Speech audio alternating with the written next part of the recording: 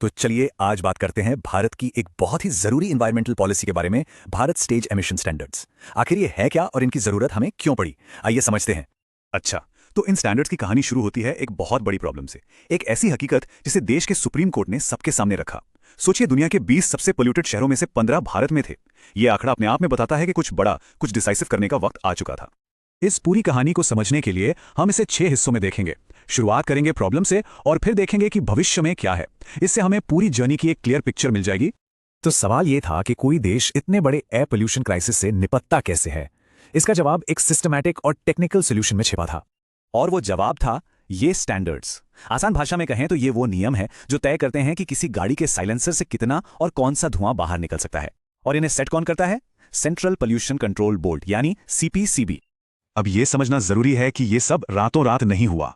यह एक लंबा सफर रहा है जिसमें धीरे धीरे बदलाव आए। चलिए इस सफर को देखते हैं। भारत का ये जो सफर था वो यूरोपियन नॉर्म से इंस्पायर्ड था। मतलब ये एक ग्रेजुअल प्रोसेस था। करीब 2 दशकों में धीरे धीरे इन एमिशन लिमिट्स को और ज्यादा स्ट्रिक्ट किया गया। ये सफर साल 2000 में इंडिया 2000 से शुरू हुआ और फिर 2017 आते आते हम BS4 तक पहुंच गए। हर स्टेज का मकसद एक ही था, हवा को थोड़ा और साफ करना। लेकिन फिर साल 2016 में एक बहुत बड़ा और साहसिक फैसला लिया गया। इस टाइमलाइन को एकदम से फास्ट फॉरवर्ड कर दिया गया। और ये सबसे क्रूशियल पॉइंट है। देश में पोल्यूशन का संकट इतना बढ़ गया था कि सरकार ने BSV को पूरी तरह से स्किप करने का फैसला किया। सीधा BS4 से BS6 पर छलांग, और डेडलाइन रखी गई 2020 की। ये सिर्फ एक छोटा मोटा अपडेट नहीं था, बल्कि गाड़ियों और फ्यूल की टेक्नोलॉजी में एक बहुत बड़ी क्रांति थी। इसने पूरे ऑटोमोबाइल सेक्टर के काम करने का तरीका ही बदल दिया। सबसे बड़ा और बुनियादी बदलाव तो फ्यूल में ही हुआ। BS6 फ्यूल में सल्फर की मात्रा BS4 के मुकाबले 5 गुना कम कर दी गई, और ये पोल्यूशन कम करने में एक गेम चेंजर साबित हुआ।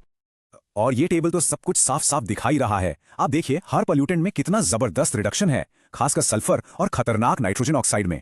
डीजल गाड़ियों से निकलने वाले NOx में तो सीधा 70% की कमी आई, और पेट्रोल में 25%। ये बहुत बड़ा बदलाव है।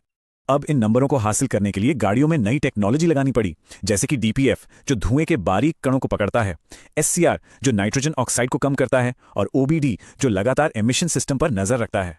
और पहली बार भारत में RDE यानी रियल ड्राइविंग एमिशन टेस्टिंग शुरू हुई।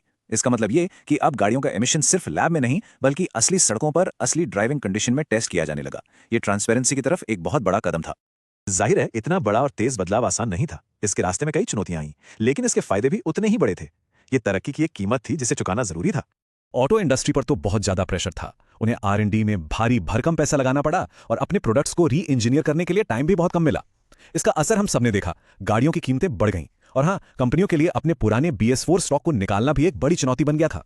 लेकिन इन सब मुश्किलों के बावजूद इसका नतीजा शानदार रहा। गाड़ियों से होने वाले प्रदूषण में भारी कमी आई, शहरों की हवा बेहतर हुई, और लोगों की सेहत पर भी इसका पॉजिटिव असर पड़ा।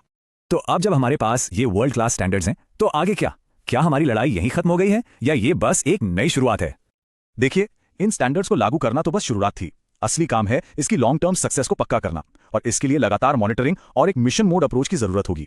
तो ये सब हमें एक बड़े सवाल पर लाकर छोड़ देता है। अब जबकि हमारे पास दुनिया के सबसे क्लीन फ्यूल स्टैंडर्ड्स में से एक है, तो भारत के एनवायरमेंटल फ्यूचर को सिक्योर करने के लिए अगला बड़ा चैलेंज क्या होगा, ये सोचने वाली बात है।